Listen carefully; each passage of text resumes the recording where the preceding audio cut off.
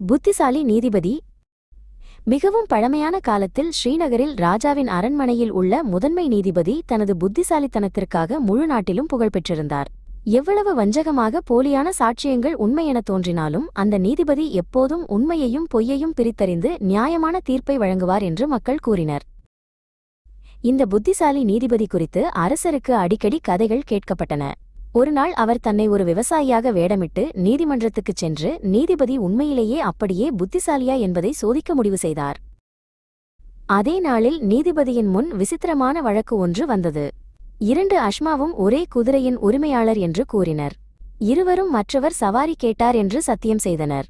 ஆனால் யாருக்கும் தங்கள் தரப்பில் சாட்சி வழங்க யாரும் இல்லை. நீதிபதி அந்த குதிரையை இன்னும் 20 குதிரைகளுடன் வைத்து பார்க்குமாறு உத்தரவிட்டார்.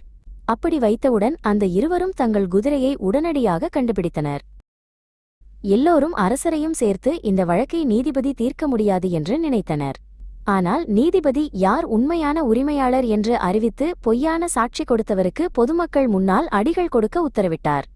நீதிபதி இந்த முடிவை எப்படி தெரிவித்தார் என்பதை அரசர் புரிந்து கொள்ள முடியவில்லை. பின்னர் அவர் தனது அடையாளத்தை வெளிப்படுத்தி விளக்கம் கேட்டார். மகாராஜா என்று நீதிபதி கூறினார், இது உண்மையில் மிகவும் எளிதானது.